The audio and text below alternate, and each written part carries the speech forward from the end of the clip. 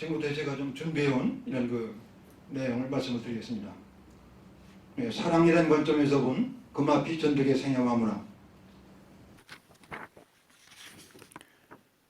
사랑이란 본질적으로 마음의 상태이고 심리의 영역이므로 객관보다는 주관의 문제이며 내재적인 접근 방식을 통해 알아보는 것이 좋을 것이다. 흔히 금화는 아름다운 것에 대한 그리움 때문에 글을 썼다고 말하지만 내가 보기엔 그 아름다움의 실체는 이른 봄에 수목이나 화초에서 움트는 어린 새싹이나 낳은 지 한돌밖에 안 되는 젖먹이 어린아이 같은 새로운 생명에 대한 경애와 존중, 그리고 보호 본능이었다고 생각이 된다. 그는 젖먹이 어린아이를 키우는 젊은 엄마가 되고 싶다고도 했다. 그의 문학은 생명에 대한 사랑과 보호 본능에서 왔다. 그것이 그에게는 가장 아름다운 일이었고, 그래서 그는 아름다움은 영원한 기쁨이라는 키츠의 식귀를 언제나 좋아했다. 그는 사랑은 바로 이런 것이라는 어떤 철학적 개념을 굳이 정의 내리지는 않았으나 세상을 사는 동안 여러 환경을 겪으며 당면했던 여러 가지 사건, 특히 그 중에서도 작은 것과 하찮은 것들에서 아름답고 사랑스러웠던 기억들을 일기 쓰듯 글로 적어 범인이라면 그냥 지나치고 잊어버릴 만한 일들도 소중한 인연으로 새기며 독자들을 깨우쳐주고 감격하게 해 주었다. 새로운 생명에 대한 그의 사랑은 여기서 그치지 않는다. 그는 잔디밭과 아스팔트 길을 걷는 것을 사랑하고 새로 구입한 양서, 서양책이나 커피 향을 좋아하고 흙에 약간 묻은 집신을 사랑하며 흙으로 지은 작은 집과 화초 심을 만큼의 손바닥만한 우란의 흙과 터전을 참 좋아했다. 금화가 가장 아름다운 것으로 여긴 미술품으로는 미켈란젤로의 피에타였다. 성모 마리아가 그리스도의 죽음을 비탄하는 피에타라는 예술 창작의 주제는 해화나 조각으로 많이들 제작을 했지만 로마의 성 베드로 대성당에 가면 누구나 볼 수 있는 피에타. 미켈란젤로가 1499년 그의 나이 24살 때 완성한 피에타 조각이 가장 이름 높다. 성모 마리아의 무릎 위에 가로로 늘어져 있는 아들 예수의 시신을 바라보는 성모에게서 모성애의 극치를 느끼지 않을 사람은 없겠으나 금화는 누구보다도 그런 절대적이고 완전한 어머니의 사랑을 평생 갈구하고 염원했다. 일생 동안 모성적 애정에 목말라 하던 그의 수필 창작의 대주제가 된 그리움과 사랑을 좀 더 깊이 이해하기 위하여 그의 유년과 성장 과정을 한번 주의 깊게 더듬어 보자. 그는 어려서 고아가 되었지만 경제적 환경이 불우하지 않고 공부 재주도 뛰어났기 때문에 주변으로부터 많은 아낌도 받았다. 그러나 부모로부터 오는 사랑의 대동맥이 끊긴 10대 소년의 고아로서의 삶은 애정의 결핍과 정서적 불안, 이름 붙이자면 고아 강박관념, 올판 컴플렉스가 크게 지배하여 부모가 구존한 일반적 가정에서 성장한 사람과는 큰 차이가 있을 수밖에 없다. 다행히도 고아들에게서 흔히 볼 수 있는 거친 암흑과 불량 소년의 폭력적이고 파괴적인 야수성 같은 것은 그에게는 자리 잡지 않았지만 자기 자신이 언제든 버림을 받을지도 모른다는 불안감과 초조함은 심층 심리 깊은 곳에 자리를 잡았다. 엄마는 아무 말도 아니하고 장롱에서 옷들을 꺼내더니 돌아가신 아빠 옷 한 벌에 엄마 옷 한 벌씩 짝을 맞춰 차곡차곡 집어넣고 내 옷은 따로 반다지에 넣고 있었다. 그것을 보고 나도 모르게 슬퍼졌지만 엄마 품에 안겨서 잠이 들었다. 그는 조그만 인정에도 눈물을 흘리는 감성적이고 마음 여린 소년으로 자랐다. 간다 간다 하기에 가라 하고는 가나 아니 가나 문틈으로 내다보니 눈물이 앞을 가려 보이지 않아라. 그는 눈물이 눈에 늘 준비된 듯이 어려서부터 울기를 잘하였다. 그만은 7살의 아버지를 여의고 10살 때의 어머니를 잃었다. 부친은 화신백화점짜리 건너편에서 신발 상점, 즉 신전을 운영하고 종로 일대에 많은 땅을 소유했다. 이른바 양반 사대부는 아니었으나 장안의 큰 부자였으니 부러울 것이 없었으며 그의 장례식 때에는 당대의 많은 명망가들이 조문을 위해 운집했다고 한다. 그러나 그 많던 재산은 상당 부분 친척이라는 사람들의 간섭과 농간으로 흩어지게 되는데 몇 년 후에는 금아의 모친마저 일찍 세상을 떠나게 되므로 남겨진 재산 관리는 더욱 힘들었을 것으로 추측이 된다. 금아의 어머니가 돌아가실 때는 애석하게도 한 여성으로서도 한창 때라 할 30대의 좋은 나이로 교양으로나 지성으로나 한껏 원숙했던 시기였다. 그의 모친은 평양 출신으로 품격과 덕성은 물론 서화에 능하고 검은고를 도에 이르도록 아주 잘 연주하여 후일 춘원이 이를 마음에 떠올리며 그 말하는 아우를 그녀의 아들에게 지어주게 된다. 원래 가야금은 가야국의 우르기 만들어 대체로 남녘으로부터 출발한 반면 북녘이 발원지인 검은고는 고구려 왕산악이 중국의 칠연금을 개조하여 만든 것이라 전해지며 악기 중의 으뜸인 백악지장이라는 명예를 갖고 있다. 그의 모친이 비슷한 악기인 가야금보다는 검은고에 능한 것도 이런 지역적 연유일 것이다. 그에게는 우리나라의 서울 말고도 두 곳의 연고지가 또 있는데 그 하나는 어머니의 고향 평양이고 또 하나는 집안 소유의 소장 농지가 있던 예산 광시였다.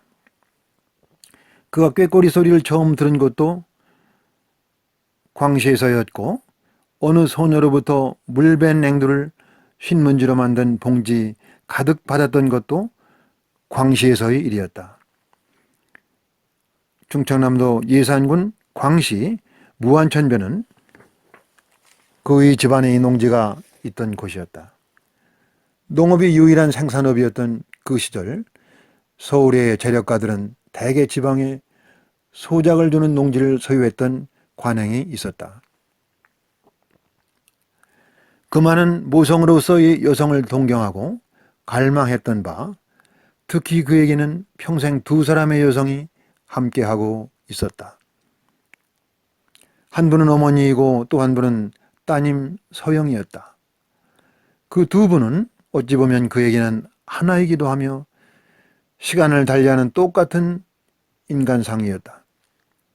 그만은 고백하기를 서영은 나의 모친이 일찍 사망하며 나에게 너무 미안하니까 자기 대신 역할을 할 수 있도록 서영을 나의 딸로 태어나게 한 것이라고 생각하기도 했다.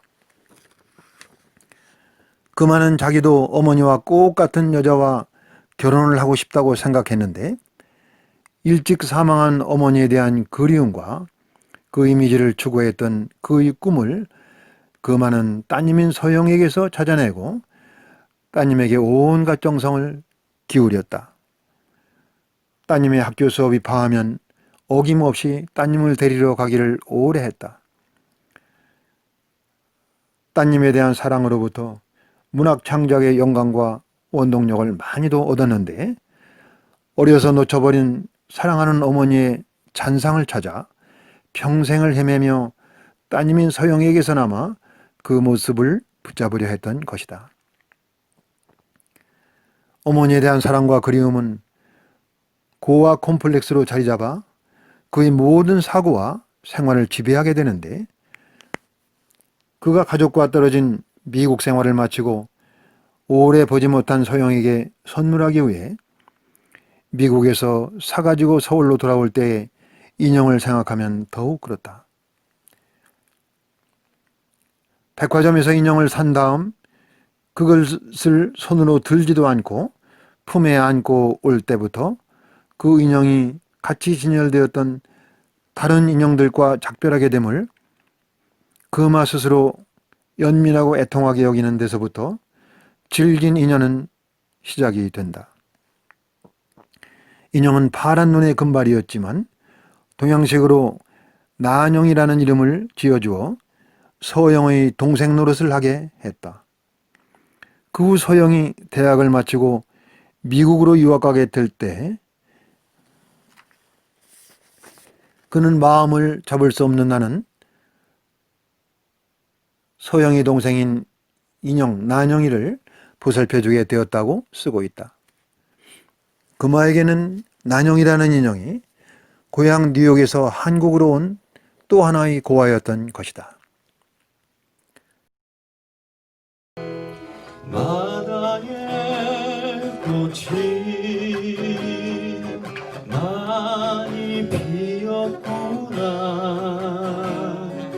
방에는 에휴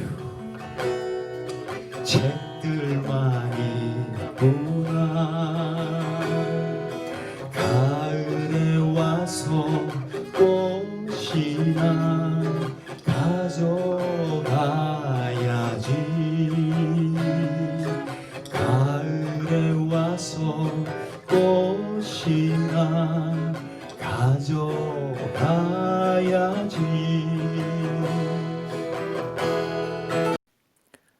춘원의 유정에서 주인공으로 나오는 남정임도 또한 고아였다.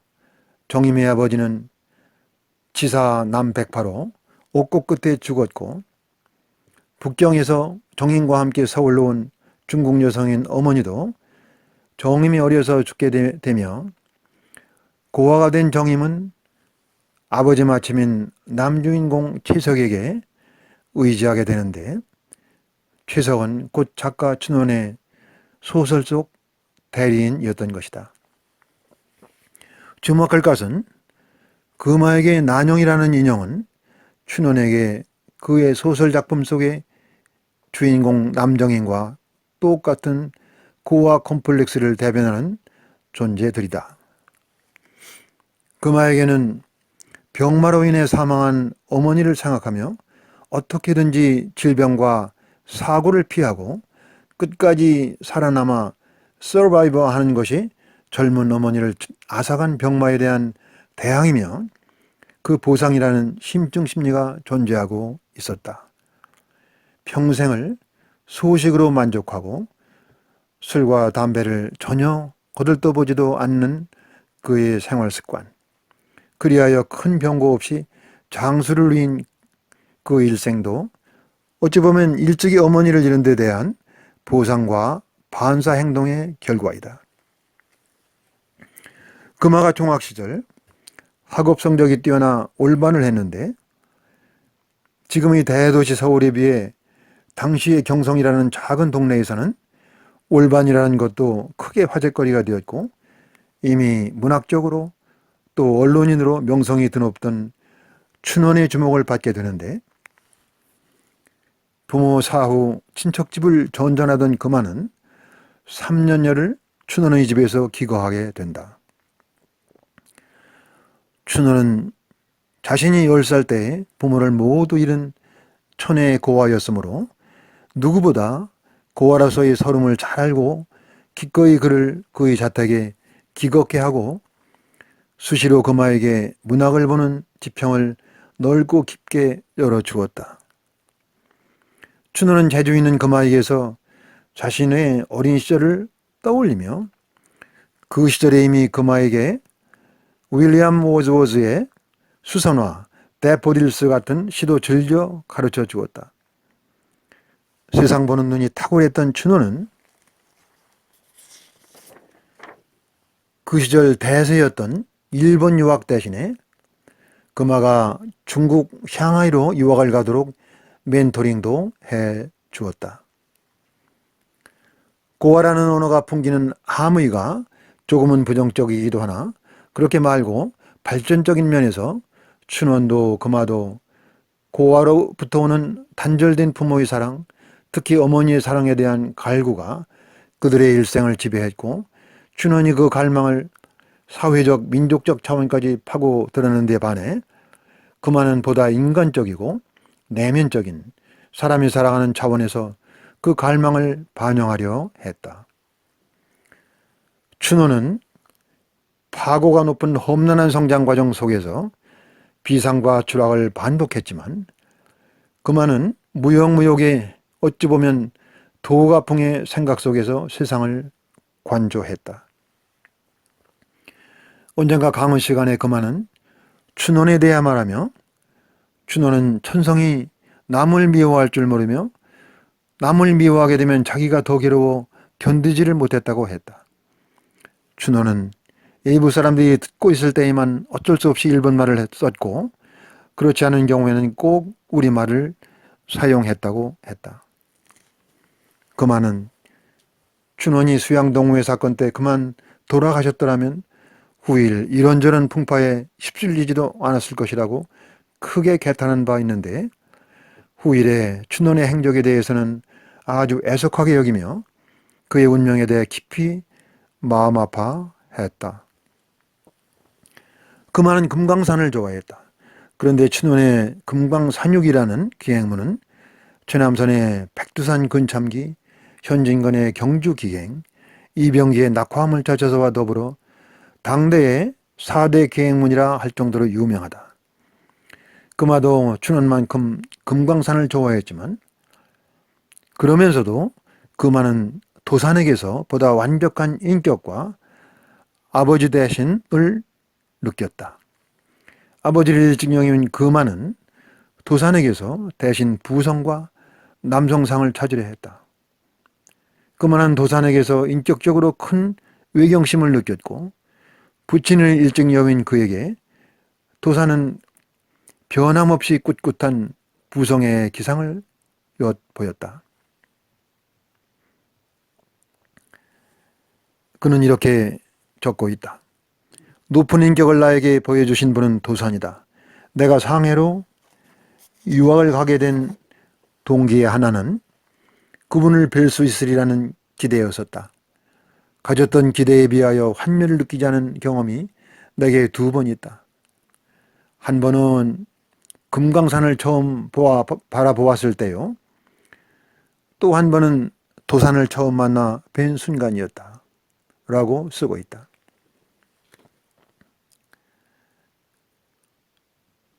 도산의 사망 후 장례식장에 일본 경찰이 무서워서 들어가지는 못한 것을 금화는 평생의 한과 수치로 여겼다.